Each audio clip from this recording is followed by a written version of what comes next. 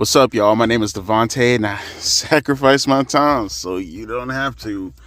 I honestly feel bad at this point. Like I feel bad. Honest to God, honestly, and for truly, I feel very, very bad. I feel like I'm picking on this company, but I'm a wrestling channel, and I gotta report on the things that I see, right? Or I don't want to say report because I make myself sound like a douchebag, like I'm a fucking Sean Ross Sapp or some other fucking loser like that. No, I'm a commentary channel. I'm gonna give my opinion on the things that were already reported for me to give my opinion on, and it's another L. I want this company to do. I want to report W's, bro. I want to report record profits. I want to record record attendance type of shit, bro. They keep posting these numbers, and what am I supposed to do? Stare at it? And then people ask Devontae, "What you think about this?" I'm like, like, what the fuck you mean? they let me just get into the article, bro. I feel bad. I feel like I'm a fucking bully right now. I really feel like I'm a bully. On God. Link is down in the description box below. Report: AEW Dynasty 2024 had a $400,000 gate. Jesus Christ. The AEW Dynasty 2024 pay-per-view event reportedly had a gate of just over $400,000. According to a report from Brandon Thirsty of WrestleNomics, the show sold 6,287 tickets for a gate of $401,373. The figures from Poster, and I quote, aligns well with the estimated tickets distributed from WrestleTix. Thurston noted that this is the lowest gate for a pay-per-view for AEW that I'm aware of. AEW Dynasty took place this past Sunday night in St. Louis, Missouri. As of this writing, there is no word on the buy rate numbers. It is said that the numbers for both TNA Rebellion and AEW Dynasty are likely to be down from their previous pay-per-view events. Actually, I'm very curious then. So, what was Revolution's? Which, by the way, I feel like it's kind of a fucked up thing to kind of compare this to Revolution, considering that, Sting was the main person drawing for the card. But at the same time, though, I am curious as to what was the buy rate for that one. The buy rate for Revolution it's 183. It's 180,000, right? So what if it's lower than that? And you got to think about the people that are on the card. There was nobody on the card. I mean, honestly, I'm just being real with y'all. There was really nobody on the card that would be groundbreaking for the company as far as the draw for the card that night, right? I mean, there's no CM Punk, there's no Sting. Hell, even for their standards, there's not even MJF. They don't have anybody. So I'm gonna make a bold prediction, and I'm gonna say that this is most likely gonna probably be, and I would not be surprised, the lowest buy rate in AEW history. Also, I'd be kind of shocked if it wasn't, given all the steam that's been behind the company, and by that I mean lack thereof. Looking at their numbers, looking at what's currently going on with the product, I'm gonna give y'all a bet right now. I'm gonna say that the buy rate is gonna be closer to 5 digits than it is to being well above 6 digits. So I'm gonna say it's gonna be under 110,000 buy rates. That's my prediction. I swear that's my prediction. I think it's gonna be under 110,000 buy rates. What was the gate for Revolution, by the way? Revolution 2024 gates. I'm curious. They did over $1 million gate for Revolution. And mind you, like I said, that has more to do with the fact that it's Sting's retirement. But nonetheless, though, because what? Then, okay, let's be fair then. Let's say World's End. Let's not say Revolution, because that's Sting, right? Let's say World's End AEW gate. I want to look at that then. I'm curious.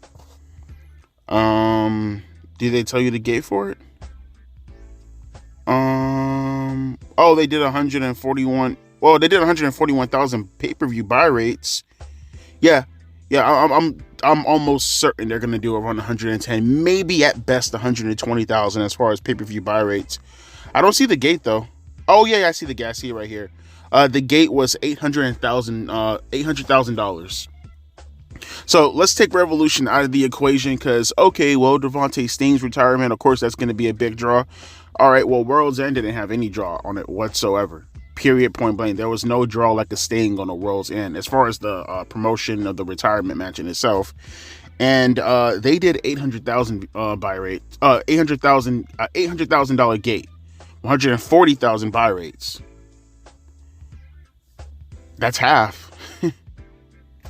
They did half. That's almost perfectly half of what they did for Dynasty. That's bad. And you know what else I'm seeing online also? Which I am starting to get a little bit more skeptical. I mean, I think I got a plausible reason. I mean, you guys tell me how this sounds. Because there are a lot of people online talking about right now. And I know it seems kind of like, I don't want to say like conspiratorial. I can see where they're coming from as far as the thought process. But I think there's an answer to this. So there are people saying now, looking at the buy rates and looking at all this and then looking at the ratings and the viewership numbers, people are questioning, are they, I don't know how they're going to do this. Well, maybe there is they are, a private, but that still has nothing to do with Ticketmasters and shit like that, right? But they're like, how the fuck are they pulling in these kinds of numbers with the viewership numbers that they're getting?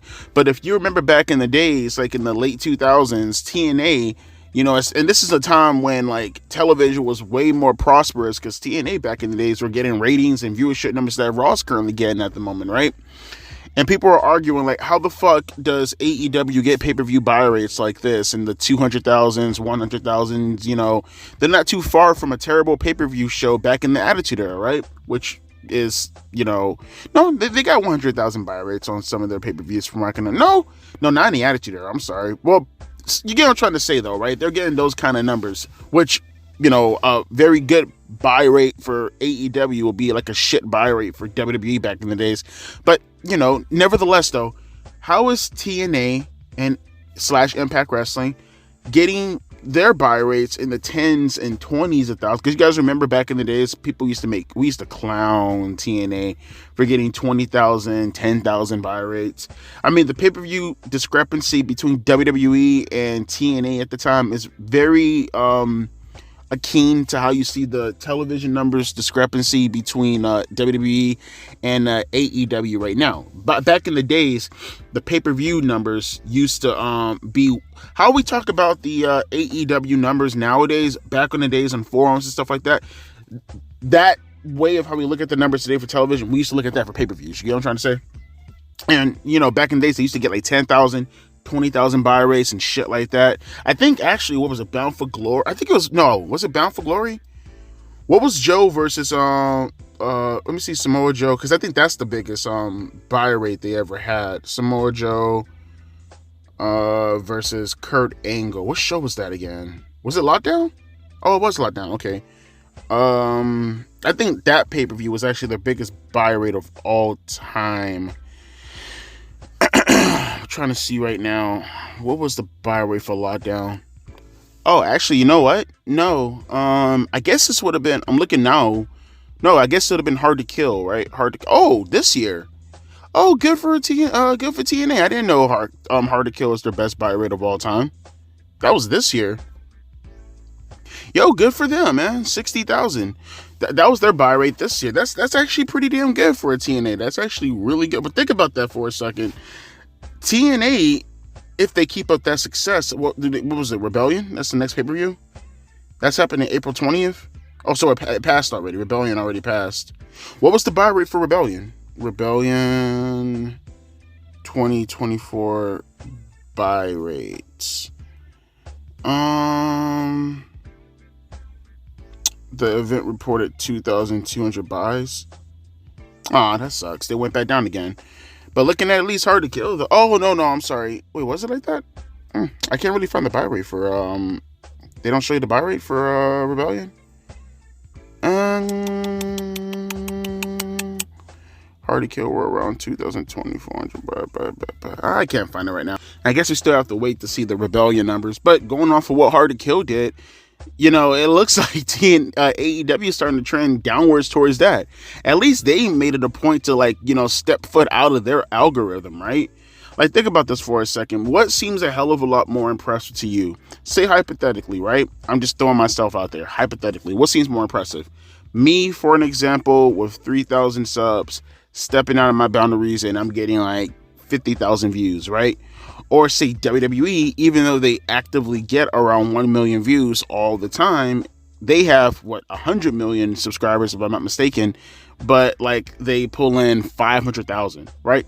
Even though the 500,000 is still 10 times more than me getting 50,000, and even though they have a bigger number than me and a bigger subscribe count than me and all this shit, that pound for pound, that's not even a fucking comparison. Of course, what I did is a hell of a lot more successful compared to what WWE did. That's not even a fucking question, right? Even though they have 100 million subscribers, even though they have 10 times more views than my biggest views of all time, just when you factor in, pound for pound, I stepped outside of my boundaries and I pulled in way more views than I ever did in comparison to my subscriber count compared to WWE, who not only dropped to 500,000, but that's like what 0.5% of their entire subscribe count. Yeah, that's not even a fucking comparison when you think about it like that. And you can look at that in the same manner as AEW and TNA, and you can say that lately, at the very least, taking everything into account, even TNA at this point, yeah, they're not doing numbers like AEW, but one is growing and the other one is sinking. Again, we'll see how the Rebellion numbers turn out, but for what it looks like, no, TNA seems like they're having more success pound for pound than AEW at this moment. And yes, like I said, there are factors that you could play into as far as you could talk about, maybe for an example, there's nothing you can say. I'm trying to see what I'm trying to do. I'm trying to cope on behalf of AEW. I'm trying to find them an avenue. I'm trying to find them a path as far as what they can take to get off this road, bro. Because it's like, because I get this reputation sometimes of being this guy who hates AEW and all this shit, when in reality, I'm just commenting on what I'm seeing with my eyes. And I, honest to God, feel so bad for this company right now as far as the position is in right now. And I'm hoping that what they did last Wednesday is successful next week, and we can start seeing them grow again based off of the angle that's going to go forward next week. But it's right there. How the fuck do you, God damn, what the hell is that? Like a damn, oh, whatever. How can you make up an excuse for any of those numbers? There's nothing you can say. There's nothing you can say about that. It's just strictly you have a bad product at the moment. It's just strictly no one wants to see the product. And you ask yourself sometimes, did they have this coming? There were so many opportunities that they could have done to put themselves into a position, whether that was not being complete twats, immature people actually doing business with a guy like a CM Punk, who was their biggest draw of all time. There were multiple things that they could have done, obviously. But is it just the company in itself that no one wants to watch, right? Is it just the fact that the way of how they actually carried themselves was just so, I don't want to say poison toxic, I guess would probably be the best word for it, that they just simply never had a chance in hell as far as ever growing. That was going to be their bottom out. And you know what? It's funny. I was actually talking to this guy yesterday. I'm going to give you a shout out right now, homie, if you don't mind. Hopefully I pronounce your name right. Hezekiah Thomas. I think I say your name right. Hezekiah Thomas. Hopefully I said your name right. And he was asking me yesterday because, he was saying the same thing that I'm kind of saying right now. Like, shit, man, this is terrible for AEW. And he's like, the same concern that I'm having. He's like, damn, bro, what can they do to get themselves out of this position? It seems like no matter what they do, they're fucked one way or the other. And I responded to his comment, and I was saying, like, I honestly think they should go full on anti-PC. I mean, Attitude Era anti-PC. People may say to themselves, oh, that's just ripping off the Attitude Era. Well, okay, you can rip off the era. I mean, it's not as if the Attitude Era hasn't ripped off ECW, right? You can rip off the actual, the optics of the era in itself. Just don't rip off the storylines, don't rip off the characters.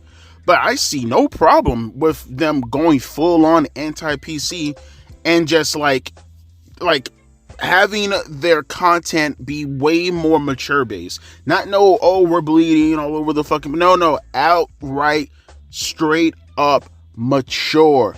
Women getting naked, doing shock value for the sake of shock value, but always having a star in place that can connect. People can say whatever they want. I do truly feel a guy like Swerve Strickland, he does have that aesthetic that absolutely fits with today's pop culture. He does fit that perfectly well. You just have to accentuate that. You have the whole Rolling Loud shit. There are a lot of young people nowadays that connect with a guy like Swerve Strickland with the way he carries himself. Just having him go out there and wrestle for the sake of wrestling, that's where the problem lies. You're not giving him any reason to connect with the audience, like, say, for an example, a generational talent like a John Cena did, right?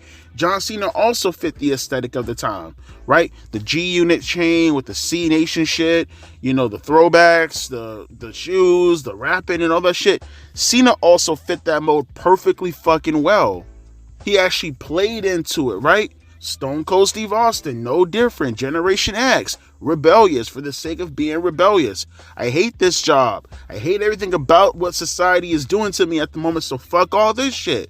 He had that Tupac aesthetic about him on top of that also. Bald head, being rebellious, fuck all authority, fuck the police. That's how Austin was, you know what I mean? I think someone like a Swerve Strickland does fit that. But you have to tap into that. You can't just have him go out there every week and thinking that the wrestling is going to be what's going to get him over. Will Ospreay, I do not see him as a guy who fits that aesthetic. He does not fit that aesthetic. He fits your current aesthetic right now. He fits right now what your company looks like as far as it being on the downswing. You know what I mean? He is the negative representation of what your company should not be doing going forward. Swerve Strickland has the cool theme song. He has that look with the dreadlocks and shit like that and the gold teeth, the way he carries himself. He fits it perfectly, but you need him to have a character as far as like dwelling into other antics, whether it's backstage stuff. See, personally, what you should be doing for a guy like Swerve Strickland, if you really want to make him a draw, and it sounds weird when I say this, but notice how the biggest draws, they weren't out there wrestling every single week. Even a Roman Reigns right now, even a Cody Rhodes to a lesser degree. You need Swerve Strickland to go out there, and you need him to have a character, and you need him to accentuate what he has going on aesthetically with the rest of the audience. Maybe you can have him backstage, and he's in the studio, and he's making music, and that drill rap shit, right? That drill rap shit that's currently going on at the moment. You can't tell me that Swerve Strickland can't have people, he can't reflect off of that culture. He can't reflect off that drill rap culture stuff and then bring it into professional wrestling, and you focus on that. Literally everything as far as why I talked about these, how ironic is this? Everything that I talked about these past couple of, almost a month now, of my a complete obsession with the background of drill rap culture. I don't care about the music, but the culture, the background, all that Chicago shit, that Baltimore shit, the stuff that's going down to Louisiana, the stuff that's going around in my area too, to be honest with you, in Florida. Like, that stuff right there, that background, how political everything is nowadays, they should absolutely be tapping into that, taking that aesthetic and putting it directly on a guy who fits that build perfectly in the Swerve Strickland. And you should be having vignettes, you should be having angles throughout these next couple of weeks, constantly touching on that shit when reflecting off of a Swerve Strickland. He should be taking that championship belt, he should fuck up that design, and he should have his own belt. That kind of shit is what resonates with the audience going forward, and you should take all your resources and put it into a Swerve Strickland and focus on a Swerve Strickland like you would have done with a Stone Cold Steve Austin throughout 1998. And no, I'm not comparing Swerve to Stone Cold Steve Austin. What I am comparing, though, is the aesthetics that surround Stone Cold Steve Austin. You should be taking that exact same attitude and that exact same motos and those tools and putting it on a Swerve Strickland because he fits that mode right now. And then surrounding the Swerve Strickland, just like a Stone Cold Steve Austin, you do all the adult-oriented things. Now, like I said, don't completely rip off the Attitude Era, but you could definitely rip off the attitude of the Attitude Era. You know, naked women, bro, that's how it should be. I'm telling you, bro. Having people be politically incorrect for the sake of being politically incorrect. You think WWE is going to go into territory on touching on race issues? You should do that, AEW. You think they're going to go out of their way to touch on Nyla Rose being a transgender or nothing? You should do that, AEW. Make it more tasteful, but you should do stuff like that. Obviously, you can't go out there. You have to be careful, tread the line, because you don't want to piss off any executives and TBS. But you should touch that. Look at what Shawn Michaels did in Triple H. You think USA Network wanted to touch any of the Monica Lewinsky, Bill Clinton stuff? Hell no, they didn't want to touch that shit. They didn't want nothing to do with that shit. How did WWE flip it? They took Shawn Michaels and Triple H, who are a part of D-Generation X, and they had them cut a WWF State of the Union address, but they did it in a way where it's kind of parodying Bill Clinton, but it's still D-Generation X. You need to do shit like that. But, of course, man, we're going to sit here and we just going to pretend that what they're currently doing at the moment is fun. What they're currently doing at the moment is the correct way of how to actually engage with young folks and engage with, okay, keep doing that then. But you can't be shot while your pay-per-views and your television ratings and your pay-per-view buy rates and all this shit are at all-time lows. You ain't doing anything to change the culture in professional wrestling. Like I said, you're WWE light. You're WWE turned to 10 when it comes to the wrestling. And if you feel that's what you need to do in order to get over, then hey man, I'll be back here and I'll just be reflecting off more numbers as you considerably go down lower and lower and lower and lower until you no longer are on television. And then there's nothing for me to review but WWE at that point. It's up to you though, man. It's up to you. As always, my name is Devontae, and let me know your thoughts down in the comment section below. I'd love to get some opinions on this topic. Oh boy, man. They had it all. They had it all. All they had to do was just engage with the wrestling fan. All they had to do was engage with the 18 to 49 demographic that actually mattered. Not the wrestling otakus, not the tranquilo clubs, but the actual fucking male fan base who are going to be dropping money. Not pirating your shit, actually dropping legitimate fucking money. Casual people drinking beer, going out to the club, coming to your show, and they wanted to relax and watch some guys kick the shit out of each other or watch some chicks shaking their asses. Nah, instead, you want to put out fucking Mayamani Yokomaki versus Yukanaka Nakashika Boka Laka Laka Laka. Alright, bet. Do your thing. Deuces, P. Eyes.